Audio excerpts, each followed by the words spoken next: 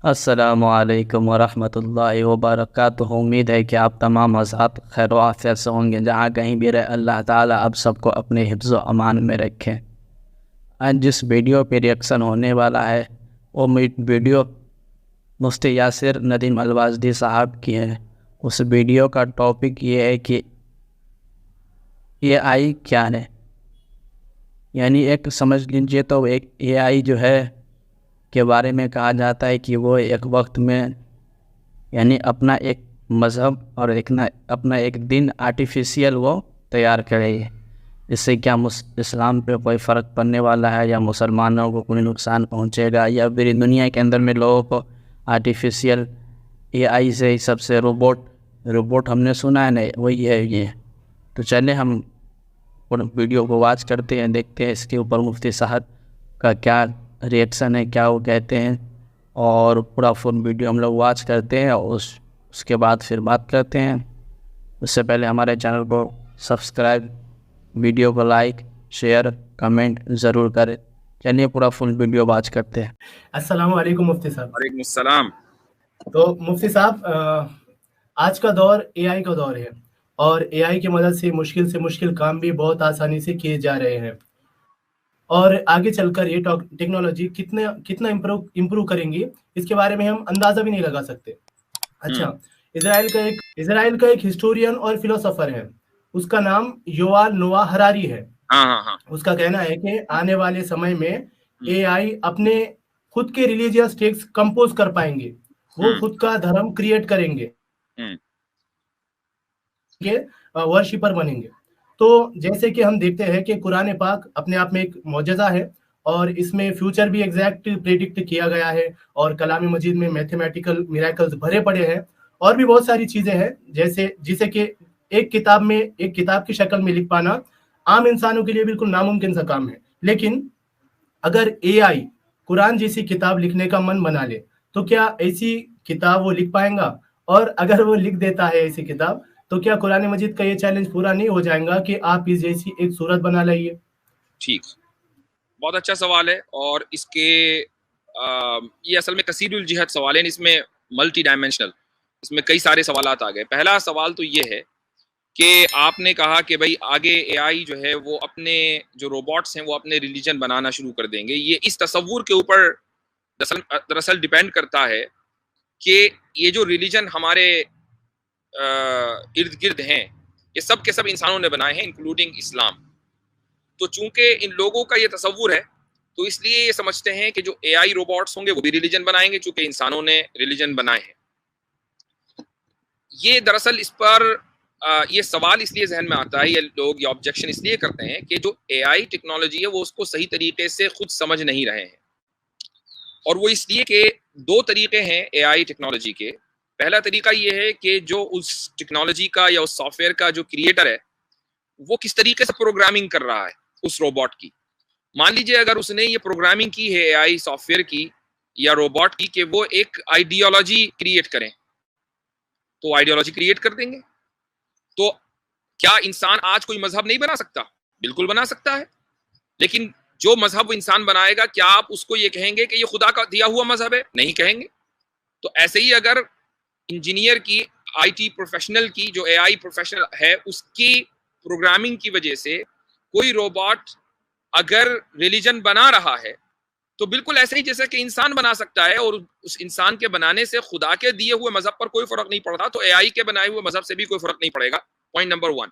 Point number 2 ये है कि एआई रोबोट्स या सॉफ्टवेयर जो हैं वो कुरान जैसी किताब या उससे बेहतर लिख देंगे। ये भी दरअसल इस चीज को कि एआई काम कैसे करता है उसको ना समझने की वजह से है। भाई जो सॉफ्टवेयर है वो दरअसल खुद सेल्फ लर्निंग बेस्ड होता है, यानी खुद से वो सीखता है। अब आप ये देख लें कि ये जो बहुत मशहूर आजकल चल रहा है चैट जीपीटी, ये क्या है? ये रोजाना की बुनियाद के ऊपर सीख रहा है। किससे सीख रहा है? इंसानों से सीख रहा है।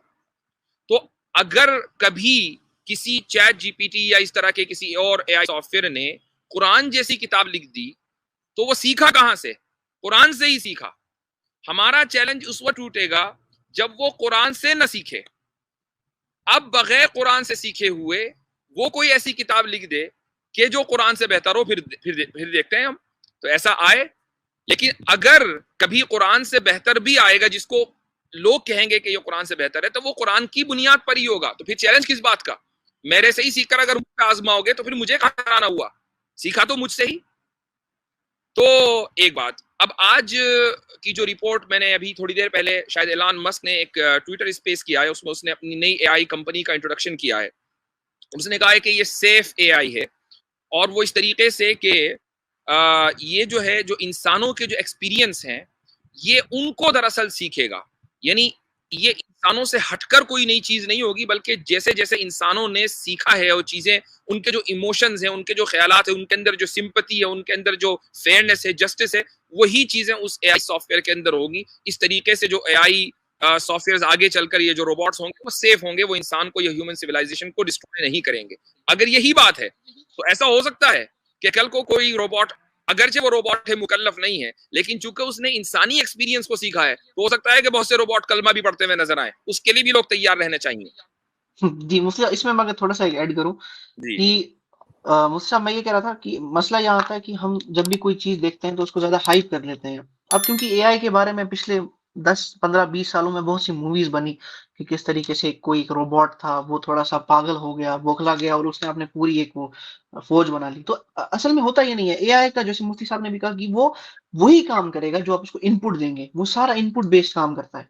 मिसाल के तौर पर अगर एक इंसान जो है वो एक चीज सीखता है या एक चीज वो सोचता है, एआई क्या करेगा? अगर एक इंसान को एक किताब आती होगी तो वो जितने इंसानों को जितनी किताबें आती हैं इस पूरी दुनिया में, जिनको जुबानी याद है, उसको वो सारी किताबें याद होंगी, और कुछ एक्स्ट्रा नहीं कर पाएगा वो। एक चीज।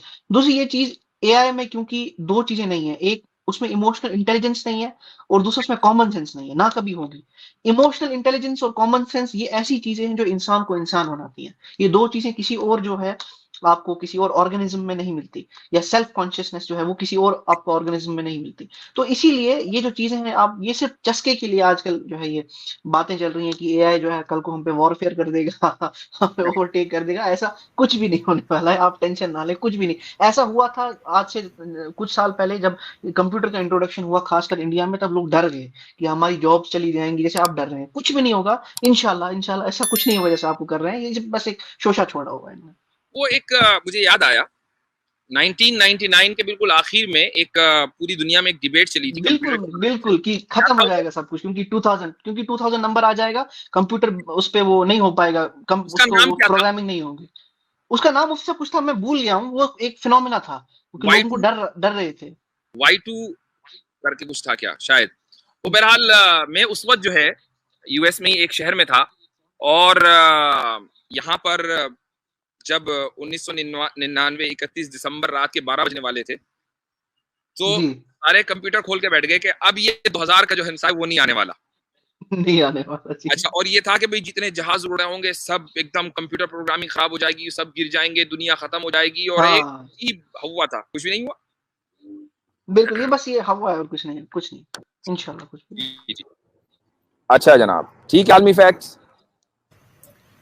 जी मुफ्ती साहब, आपने बिल्कुल सही फरमाया, दुरुस्त फरमाया आपने। और आपने बोला कि इंसान भी बनाते हैं मजहब, तो उसमें खामियां भी होती है, बराबर है।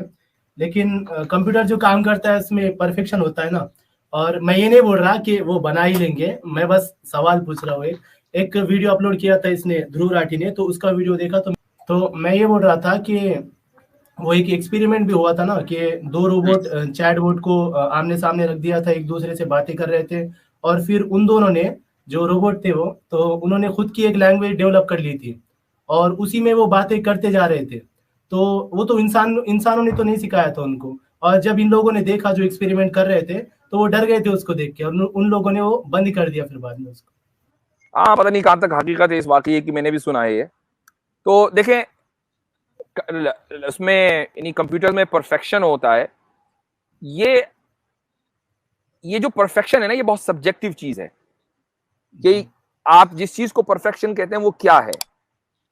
मसलन दो प्लेयर्स हैं, दोनों अच्छा खेलते हैं, लेकिन एक बहुत अच्छा खेलता है, दूसरा जरा कम अच्छा खेलता है, तो आप ये कहेंगे कि ये जो दूसरा वाला है ना, जो ज्यादा अच्छा खेल रहा है, ये परफेक्ट खेलता है। लेकिन अगर आप जो पहला प्लेयर है जो कम दर्जे का खेल रहा है, उसको अगर आप किसी तीसरे प्लेयर से कंपेयर करें जो उससे भी कम दर्जे का है, तो अब दूसरा जो प्लेयर है वो भी परफेक्ट होगा। तो ये जो परफेक्शन है ना, ये बहुत कंपैरेटिव और बहुत ही सब्जेक्टिव चीज है। हमेशा आप कंपेयर करके ही परफेक्शन लेकर आते हैं। अब खुदा की तख्लीक में जो परफेक्शन है वो ये है कि खुदा को एक्सपेरिमेंट नहीं करना पड़ा कि चलो यार पहले ये बनाओ फिर ये बनाओ, नहीं ये सही नहीं बना, इसको दोबारा बनाओ। नहीं, खुदा ने जैसा चाहा वैसा बन गया, जैसा प्लान किया वैसा बन गया। उसने कोई कहीं पढ़ा नहीं, कहीं सीखा नहीं, किसी मॉडल को देखा नहीं, किसी चीज से कंपेयर किया नहीं। ये है परफेक्शन। लेकिन जब एक कंप्यूटर बनता है तो कंप्यूटर जो है, जो प्रोग्रामर्स होते हैं वो खुद सीखते हैं, दूसरे प्रोग्राम से कंपेयर करते हैं, एग्जिस्टिंग टेक्नोलॉजी को इस्तेमाल करते हैं, और वो आहिस्ता आहिस्ता आहिस्ता उस जगह पर पहुंचते हैं जहां आज वो टेक्नोलॉजी पहुंची है। ये ओवरनाइट नहीं हुआ है। इसलिए आप इस परफेक्शन को खुदा के परफेक्शन से कंपेयर कर ही नहीं सकते। अच्छा मुफ्ती साहब, मैं दूसरी बात वो इन्हें बता दूं, वो जो इन्होंने बात की थी 2 रोबोट्स वाली, तो आज मैं एक और बात इसी पे बता दूं कि ध्रुव राठी साहब को जो ज्यादा लोग समझते हैं ना कि वो थोड़े से ज्यादा फैक्ट्स ही बताते हैं, तो ऐसा नहीं होता। परफेक्ट जैसे कोई नहीं होता, उनसे भी गलती हो गई। ये एक फैक्ट चेक जब मैंने पढ़ा था, इसके फैक्ट चेक कोई करती थी वो न्यूज, तो उनने इस पे फैक्ट चेक किया था कि ये 2 थे, एलिस और बॉब। तो मैंने फिर से वो आर्टिकल खोल दिया अभी जब इन्हें बात उठाई।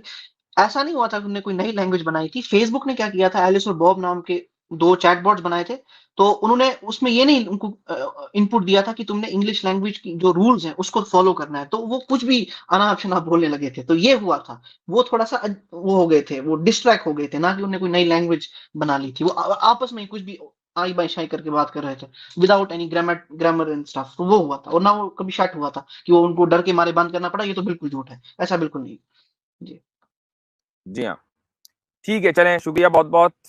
हम लोगों ने पूरा फुल वीडियो वॉच किया। वीडियो के अंदर में एआई के बारे में, यानी रोबोट के बारे में हम लोगों ने सुना। मुफ्ती साहब से सवालात किए गए और मुफ्ती साहब ने बड़े अच्छे अंदाज में और बहुत मजबूती के साथ अपने दलाइल दिए कि रोबोट क्या होगा। रोबोट यही होगा जैसे कि उसके अंदर में एक डाटा डाला जाए, जो इंसान जो रोबोट के अंदर में जितना डालेगा उतना ही वो बकेगा, जितना डालेगा उतना ही बोलेगा। जो चीज़ उसके अंदर सेट कर दिया जाए वही काम करेगा।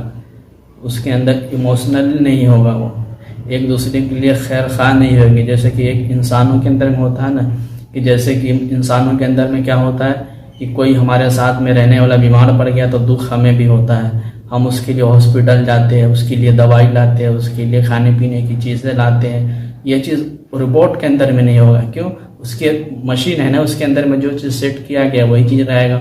और ये सब चीज़ें इमोशनल इसने अल्लाह ने बनाया है, इसको हमें इंसानों को अल्लाह ने बनाया है। हमारा क्रिएटर अल्लाह है, और रोबोट का क्रिएटर कौन है? वो इंसान है। तो इंसान के बस में जितना रहेगा वही करेगा। इंसान बहुत सारी चीज़ें कर लेता है, बड़ी बड़ी चीज़ें बना लेता है, बड़ी बड़ी चीज़ों को बनाता है, बिगाड़ भी लेता है। लेकिन अल्लाह जो बनाता है वो परफेक्ट बनाता है। इंसान जो बनाता है वो परफेक्ट नहीं होता, उसके अंदर में खामी रहता ही है। तो ये बात गलत है कि क्या कि आर्टिफिशियल ये जो है रोबोट अपना एक टाइम में जाके अपना वो एक मज़हब, अपना रिलीजियस एक क्रिएट करेगा, अपना एक मज़हब बनाएगा, तो वो सीखेगा कहाँ से? तो वो हमसे ही सीखेगा ना। कभी बोले कुरान, अगर वो कहते हैं कुरान अपना लिख लेगा, तो कुरान कहाँ से लिखेगा? वो कुरान से ही सीख के ना लिखेगा। तो कुरान का जो दावा है कि यानी अल्लाह का दावा है ऐसे एक सूरत लाओ, तो कहाँ से लेके आया? तो कुरान से ही सीखा। बगैर कुरान से सीखे हुए ज़रा लाता, जब समझ में आता है कि हाँ, उसके बाद बात की जाती है उसके ऊपर। ये तो हमसे ही सीखेगा और हमें ही बताएगा।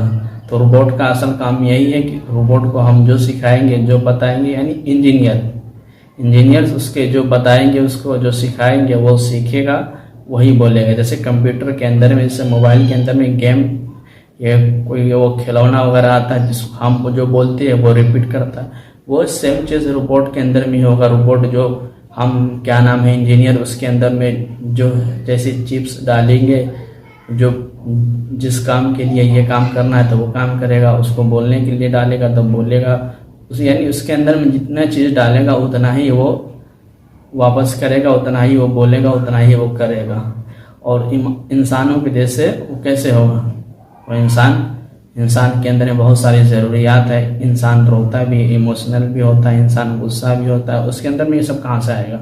इमोशनल तो हो नहीं सकता वो, तो वो उसको जितना बताया जाएगा उतना ही करेगा, वो परफेक्ट नहीं होगा। क्योंकि परफेक्ट सिर्फ जो अल्लाह बनाता है वही परफेक्ट होता है, जो इंसान बनाता है वो परफेक्ट नहीं होता है। तो ये सब चीज़ें चलती रहेगी, दुनिया आखिरी दौर में चल रही है, इसके बाद क़यामत ही आने वाला है, तो एक से एक नई नई चीज़ें ईजाद होंगी और उससे लोगों के ईमान भी कमज़ोर होंगे। ये भी समझ लो एक छटैया होने का टाइम है, इंसान यानी ईमान वाला एक तरफ होते जाएंगे और गैर ईमान वाले निकलते जाएंगे। मुस्लिमों के अंदर में जिसके अंदर यानी ईमान कमज़ोर होगा, ईमान के अंदर शक शुबात होंगे, वो सब निकलते जाएंगे, चंद लोग वही बचेंगे जिनको अल्लाह बचाएगा। तो बस यही है, ऐसे ऐसे सब चीज़ें आती रहेंगी। आप कुरान पढ़े, हदीस पढ़े, आप उलमा इकराम के साथ बैठे और अपने दीन को सीखे और अपने ईमान को मजबूत करे और इन सब चीज़ों के ऊपर ज़्यादा तवज्जो